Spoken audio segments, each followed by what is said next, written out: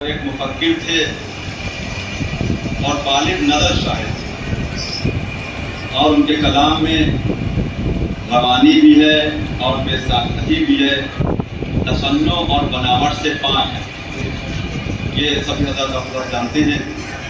تو عزیزان گرامی، میں نے آپ حضرات کے سامنے قرآن مجید کی ایک بہت ہی مشہور و معروف آیہ کریمہ کو پیش کرنے کا شرف حاصل کیا ہے، جسے آپ حضرات سماعت فرماتے رہتے ہیں، چھوٹے چھوٹے بچے بھی جانتے ہیں اور بزرگ حضرات بھی جانتے ہیں کہ انا للہ و انا الیہ راجعون، بے شک ہم اللہ کے لیے ہیں اور اللہ کی بارگاہ کی طرف ہمیں پلٹ کر جانا ہے، بلکہ ہم اللہ کی بارگاہ کی طرف پلٹ کر جانے والے ہیں۔ تو عزیزان گرامی، اس سے پہلے کہ اس آیہ کریمہ کے ذیل میں کچھ معروضات پیش کروں، لہٰذا سب سے پہلے یہ چاہتا ہوں کہ یہ قرآن مجید کی عظمت اور اہمیت، کہ قرآن مجید کیا ہے اور کہاں سے ابتدا ہوتی ہے۔ تو عزیزان گرامی، خود قرآن مجید کے ذریعے ہمیں پتہ چلا کہ اللہ نے فرمایا کہ جب ہم نے انا عرضنا الامانۃ، جب ہم نے اس امانت کو آسمانوں، زمینوں اور پہاڑوں کے سامنے پیش کیا تو ان کے اندر اتنا دم نہیں تھا کہ الہی امانت کا بوجھ اٹھا سکے۔ توجہ فرمائی آپ نے، ان کے اندر اتنی طاقت نہیں تھی، نہ زمینوں کے اندر، نہ آسمانوں کے اندر، نہ پہاڑوں کے اندر اتنی طاقت تھی کہ وہ امانت الہی کا بوجھ اٹھا سکے۔ وَحَمَلَهَا الْإِنسَانُ، یہ تو انسان کے قلب میں اتنی طاقت تھی کہ اس نے قرآن جیسے عظیم کتاب کو اپنے اوپر اٹھا لیا۔ توجہ فرمائی آپ نے، اور اس بات کی طرف خود قرآن مجید نے اشارہ کیا ہے کہ اگر قرآن مجید کو پہاڑوں پر نازل کیا جاتا تو پہاڑ ریزہ ریزہ ہو جاتے، ٹکڑے ٹکڑے ہو جاتے۔ تو جو فرمایا آپ نے، تو عزیزان گرامی، تو اب یہ ماننا پڑے گا کہ نہ آسمانوں میں اتنی طاقت تھی، نہ زمینوں میں اتنی طاقت تھی، نہ پہاڑوں میں اتنی طاقت تھی کہ وہ قرآن مجید کا بوجھ اٹھا سکے۔ یہ صرف پیغمبر اسلام کے قلب میں اتنی طاقت پائی جاتی تھی کہ اس قلب نے قرآن کی معنویت کو اٹھا لیا، قرآن کی روحانیت کو اٹھا لیا، قرآن کے حقائق کو اٹھا لیا۔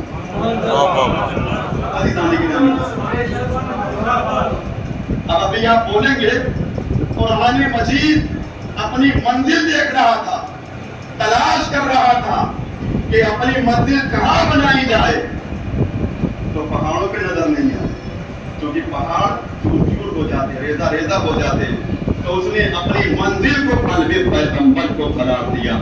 تو عزیزان گرامی، اب ذرا انصاف سے بتائیے کہ اگر پیغمبر اس دنیا سے چلے جائیں گے تو پھر قرآن مجید کی منزل کہاں ہوگی؟ کیا ان دلوں میں ہوگی کہ جو ذروں سے بھی کمزور ہے؟ کیا ان دلوں میں ہوگی کہ جو پہاڑوں سے بھی کمزور ہے؟ نہیں عزیزان گرامی، بلکہ ان کے دلوں میں رکھا جائے گا کہ جو پہاڑوں پہ اشارہ کرے تو پہاڑ اپنی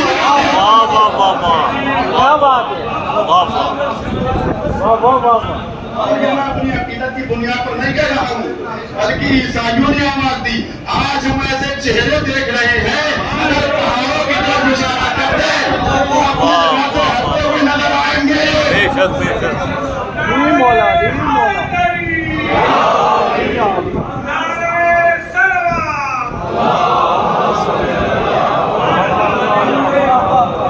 تو عزیزان گرامی، یہ پہاڑوں کی طاقت آل محمد کی طاقت کا مقابلہ نہیں کر سکتی عزیزان گرامی۔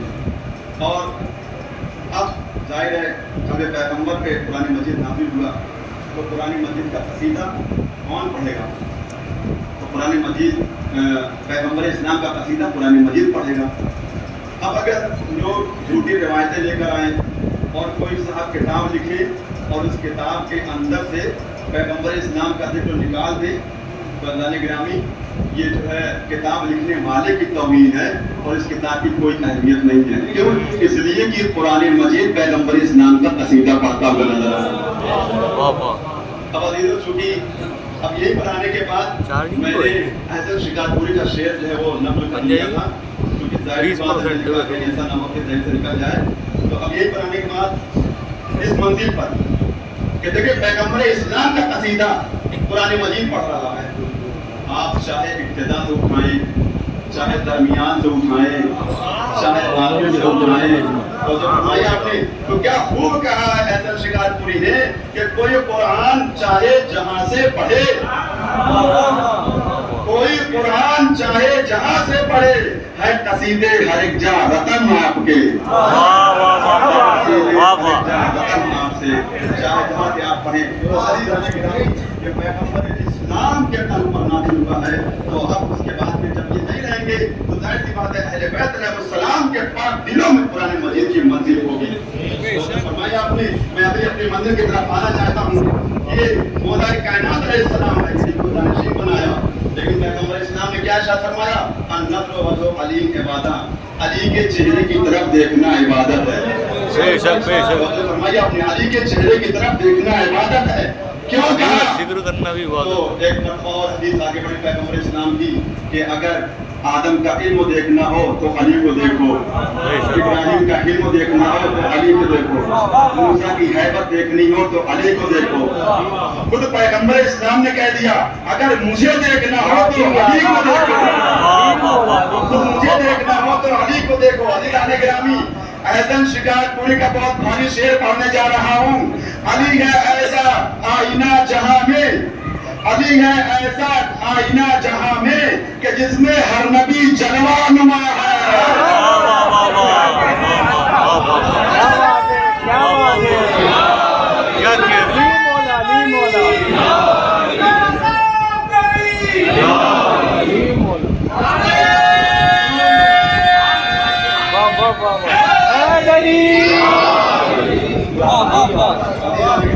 علی ہے ایسا آئینہ جہاں میں، ایسا آئینہ ہے نہیں کوئی،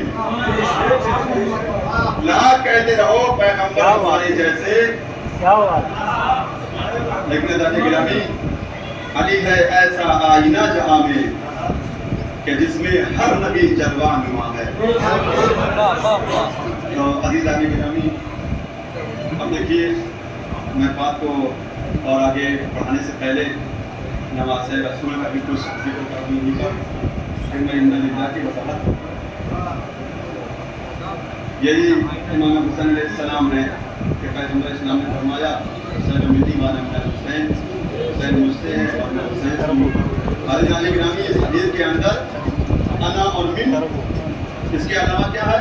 حسین حسین۔ اتنی چھوٹی حدیث اور پوری کائنات کو سمیٹ دیا، تو فرمائی آپ نے اتنی چھوٹی حدیث پوری کائنات کو سمیٹ دیا ہے۔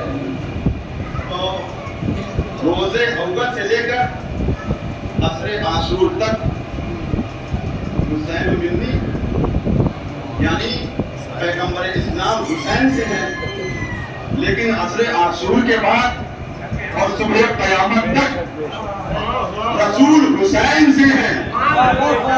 تو فرمائی آپ نے یہ امام حسین صاحب کے شام میں ہے، اور پھر آپ کی آغوش میں تربیت ہوئی توجہ چاہتا ہوں عزیزان گرامی، اور اس کے بعد پھر ایک وقت وہ آیا کہ آپ اپنے گھر سے ایک مرتبہ نکلے، اپنے دروازے سے نکلے اور جماعت ہو رہی تھی، آپ سبوں کو چیرتے ہوئے گئے اور پیغمبر اسلام کی کرسی پہ سوار ہو گئے، یعنی معراج پہ آپ پہنچ گئے۔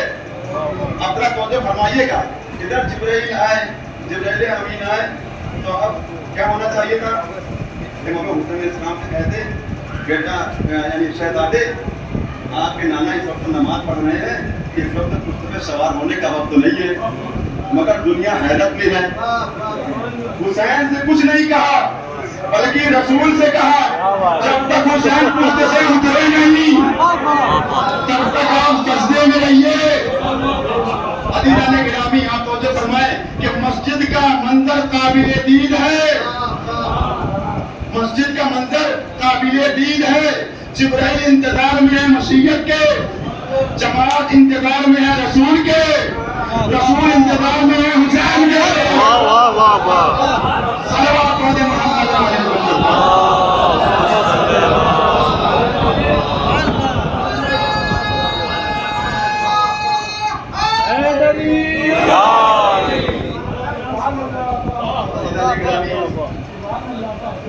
ایک بات اور کہہ کر بات کو آگے بڑھا دوں، یہی امام حسین علیہ السلام کے جن کے در پہ چاہے زمین والے آئیں یا آسمان والے آئیں، چاہے فلک نشین آئیں اور چاہے زمین والے آئیں، سب کو یہاں سے بلندی ملتی ہے۔ اور آگے آپ کے سامنے پیش نظر ہے مختصر طور پر کہ جب امام حسین علیہ السلام پیدا ہوئے تو جبرائیل امین فرشتوں کا لشکر لے کے چلے، راستے میں کسی سے ملاقات ہوئی، اس نے پوچھا کہاں جا رہے ہیں؟ کہا رسول کے نواسا پیدا ہوا ہے، تمہارے پاس پیش کرنے کے لیے جا رہے ہیں۔ کہا مجھے بھی ساتھ میں لے کے چلو، تو جب فرمایا مجھے بھی ساتھ میں لے کر چلو، اور اس بات میں وہ ساتھ میں آیا اور پیغمبر اسلام سے جب جبرائیل نے کہا آپ مبارک ہو، آپ کو مبارکباد کرنے کے بعد کہا یہ فطرس ہے جو کتاب مصطلح ہے، یہ آپ کے در پہ آیا ہے، اسے شفا مل جائے گی۔ تو کہا امام حسین علیہ السلام کے گہوارے سے مس کر، اب جیسے ہی مس کیا تو فطرس کو بالوں پر مل گئے۔ یہ کہاں کا رہنے والا تھا؟ زمین کا رہنے والا نہیں تھا، یہ آسمان کا رہنے والا تھا، اور اسے بلندی مل گئی، اڑتا ہوا گیا اور یہ اعلان کرتا ہوا میں حسین کا آزاد کرتا ہوں۔ اب یہی پر اعظم شکار پورے نے کیا خوب کہا ہے سن لیجیے، اور یہ میر حدیث کی زمین میں کہا ہے کہ در رسول پہ خم کیجئے جبینوں کو، در رسول پہ خم کیجئے جبینوں کو، ملی یہیں سے بلندی فلک نشینوں کو۔ کیا بات ہے!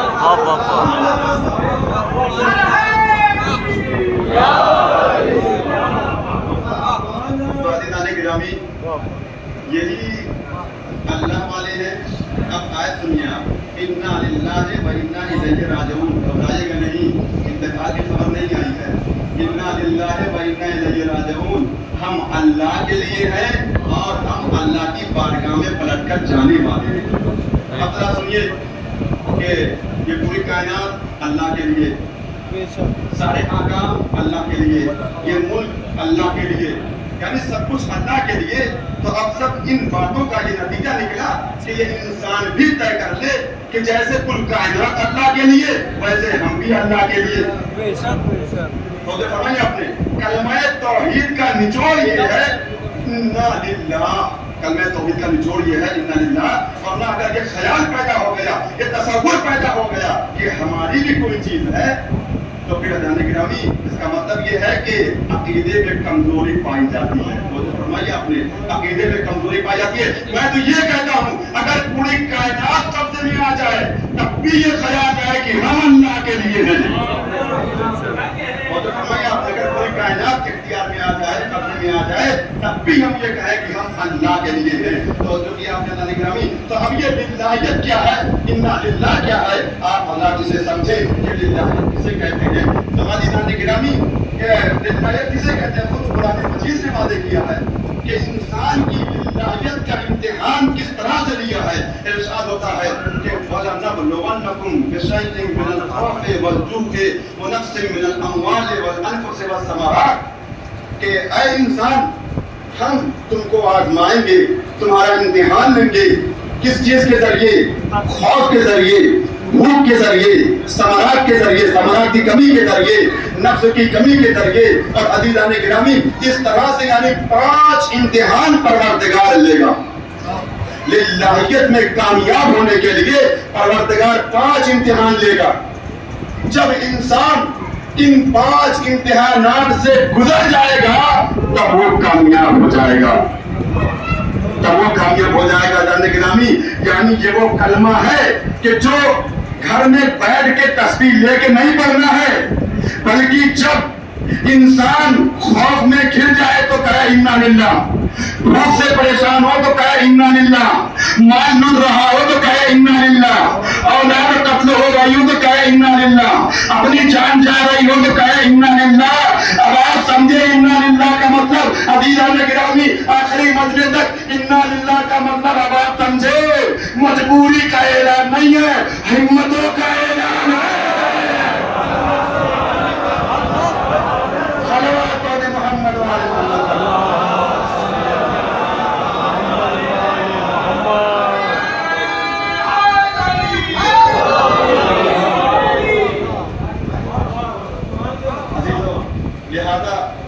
ایسا نہیں ہے کہ جب ہم کہتے ہیں انا للہ و انا الیہ راجعون تو کیا کسی بے کسی کا اعلان ہو क्या किसी मजबूरी का ऐलान हो रहा है? क्या किसी गुर्बत का ऐलान हो रहा है कि मरने वाला चला गया? नहीं अदीनाने गिरामी, मरने वाला चला गया ये उससे कोई ताल्लुक नहीं रखता। इन्ना लिल्लाहि व इन्ना इलैहि राजिऊन। अगर ये मरने वाले से ताल्लुक होता है इन्ना लिल्लाह, तो पूरी आयत जो है तो चाहता हूँ यहाँ पे इन्ना लिल्लाह, यानी अगर बात यहीं पे तमाम हो जाती तो ये मरने वाले से ताल्लुक थी, लेकिन बात और आगे बढ़ती है इन्ना लिल्लाहि व इन्ना इलैहि राजिऊन। हम भी अल्लाह के लिए हैं और अल्लाह की तरफ पलट कर जाने वाले हैं। यानी ये जो मर गए, अब ये चले गए, तो हमारा दिल टूटा नहीं है, हमारी हिम्मत बस तो नहीं हुई है, बल्कि यह परवरदिगार हम भी जाने के लिए तेरी बारगाह में तैयार हैं। हम भी तेरी बारगाह में जाने के लिए तैयार हैं। अब अज़ीज़ान गिरामी, ये तो पहली बात जो मैंने आपके सामने पेश की। अब कुरान मजीद जो है वो किस तरह से लिल्लाहियत को समझा रहा है, आप जरा उसे समझें कि लिल्लाहियत क्या है। अब दूसरी बात ये है, सबको पता है कि हर एक को मौत आने वाली है। जितने भी यहाँ पे हाजिर हैं और गायब हैं, मैं सबको लेकर जो भी आए हैं वो सब जाने वाले हैं। और कुरान मजीद ने ये ऐलान कर दिया है कुल्लु नफ्सिन ज़ाइक़तुल मौत, हर एक को, हर नफ्स को मौत का जायका चखना है। तो अल्लाह ये ऐलान हो गया। लेकिन देखिए पलटकर जाने वाले दो तरह के हैं। तो जो चाहता मौलाना साहब बैठे हुए हैं, मौलाना मकानी साहब, पलटकर जाने वाले दो तरह के लोग हैं, दो गिरोह हैं। एक गिरोह के बारे में अल्लाह कहता है सुम्मा इलैना तुरजऊन, तुम पलटाकर लाए जाओगे। और एक कहता है हम पलटकर जाने वाले हैं। तो दो गिरोह हैं। तो पहले उनके बारे में सुनिए जिनके बारे में कुरान कहता है तुम पलटाकर लाए जाओगे। तो इस जुमले पे गौर करिए, इसका मतलब ये है कि अगर बस चले तो ये जाना ही नहीं चाहते। वरना अल्लाह कहता ही क्यों कि तुम पलटाकर लाए जाओगे। अगर इनका बस चले तो फिर ये जाना ही ना चाहे। लेकिन अल्लाह कहता है इसलिए देखिए तो सारे इंतजाम होते हैं, दवाओं के जरिए रोकते हैं, दुआओं के जरिए रोकते हैं, सिक्योरिटी के जरिए रोकते हैं, इंतजाम के जरिए रोकते हैं, सारी तदबीरें कर लेते हैं कि ये जाने न पाए।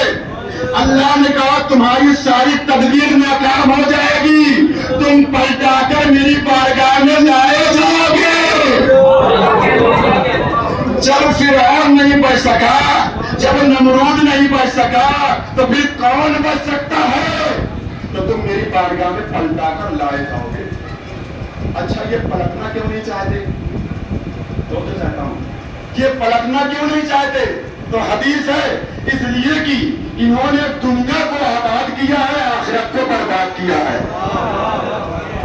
दुनिया को आबाद किया है और आखिरत को बर्बाद किया है, इसलिए ये पलटना नहीं चाहते। क्यों? इसलिए कि निगरानी तो चाहता हूँ जब दुनिया को आबाद किया है और आखिरत को बर्बाद किया है, इसका मतलब ये है कि जिनकी आकिबत कमजोर है वो पलटना नहीं चाहते, और जिनकी आकिबत मजबूत है वो कहते हैं हम पलटकर जाने वाले हैं। ये सादरीन की पहचान है, ये सादरीन की पहचान है। वो कहते हैं इन्ना लिल्लाहि व इन्ना इलैहि राजिऊन, हम अल्लाह की बारगाह की तरफ पलटकर जाने वाले हैं। अजीजों, अब जो कहने जा रहा हूँ आखिरी फर्ज है। अब आप ये बताइए, लाखों लोग मर गए, करोड़ों लोग मर गए, किसकी जबान पर ये फिक्र आया था? राजिऊना, किसकी जबान पर ये फिक्र आया था? तो अजीज़ान गिरामी, नबी के दौर में जब कुरान मजीद नाजिल हो रहा था, मैदान जिहाद में जनाब हमजा गए, शहीद हो गए, एक गला काम आ गया, तो वहीं पर मौलाए कायनात की जबान पर ये फिक्र आया इन्ना लिल्लाहि व इन्ना इलैहि राजिऊन, हम अल्लाह के लिए हैं और अल्लाह की बारगाह की तरफ पलटकर जाने वाले हैं। यानी सबसे पहले जिसकी जबान पर ये फिक्र आया इन्ना लिल्लाहि व इन्ना इलैहि राजिऊन, उस जात का नाम है अली। अब सुनिए अज़ीज़ान गिरामी, कुरान मजीद में बिल्कुल ऐसे ही अल्लाह ने जिक्र कर दिया, कोई तब्दीली नहीं की। यानी अल्लाह को मौलाए कायनात का ये जुमला इतना पसंद आया, इतना पसंद आया, इतना पसंद आया نہیں کیا, وہ وہی لکھ دیا انا للہ و انا الیہ راجعون. صلوات پڑھ دیں محمد وعلیہ اللهم صل على محمد وعلى محمد وعجل فرجهم. مولا کائنات کا یہ جملہ ہے, اور یہ میں اپنی طرف سے نہیں کہہ رہا ہوں.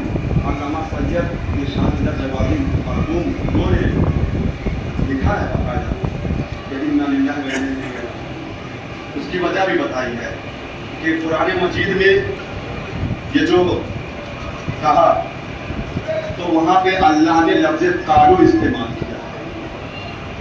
اذا اصابتهم مصیبۃ قالوا انا للہ و انا الیہ راجعون, یعنی انہوں نے کہا. اگر ہوتا یقولون یعنی وہ کہتے ہیں, تو اس کا مطلب یہ ہے کہ یہ تعلیم دی جا رہی ہے, وہ کہتے ہیں. لیکن کیا کہا قالو, انہوں نے کہا. اس کا مطلب ہے کوئی سچا کردار ہے کہ جو انا للہ کے سانچے میں کھڑا ہوا ہے, جس نے کہا ہے انا للہ و انا الیہ راجعون. کوئی سچا کردار ہے جس نے یہ کہا ہے. اور عزیزو اب اور کیا ہے للہیت؟ للہیت کسے کہتے ہیں؟ آئیے پیغمبر اسلام کی زبانی سنتے ہیں. پیغمبر اسلام کی زبانی قرآن مجید نے اعلان کرایا قل انا صلاتی و نسکی و محیای و مماتی للہ رب العالمین. یعنی اللہ کہتا ہے اے میرے حبیب آپ یہ پیغام پہنچا دیجئے, آپ یہ کہہ دیجئے, ان سب سے کہہ دیجئے کہ دیکھو میری نماز, میری حیات, میری عبادت, میری زندگی, میری موت سب اللہ کے لیے ہے. پوری تفصیل کے ساتھ بیان کیا ہے. میری نماز, میری عبادت, میری زندگی, میری موت سب کچھ اللہ کے لیے ہے کہ جو عالمین کا پالنے والا ہے. اب عزیزان گرامی ہم اور آپ اپنے بندے کا جائزہ لیں. 24 گھنٹے میں ہم 1 گھنٹہ اللہ کے لیے, 24 گھنٹے میں 1 گھنٹہ 2 گھنٹہ ہم نماز پڑھنے کے لیے آئے, آدھا گھنٹہ لگا. نماز مغربین میں آئے, آدھا گھنٹہ لگا. نماز فجر میں آئے, آدھا گھنٹہ لگا. مثلا کوئی صاحب نماز کے بعد تھوڑی دیر کے لیے بیٹھ گئے تو اور توبۃ اللہ, تو کل ملا کر 24 گھنٹے میں مان لیا 2 گھنٹہ نکال دیجئے کہ ہم اللہ کے لیے. اور یہاں پہ رسول کیا کہتے ہیں, اے پروردگار میری نماز, میری عبادت, میری زندگی, میری موت سب کچھ اللہ کے لیے ہے.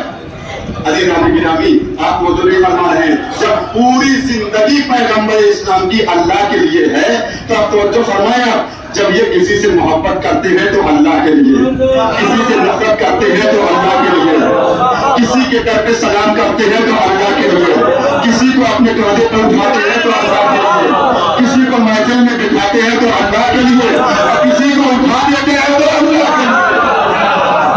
صلوات علی محمد وعلی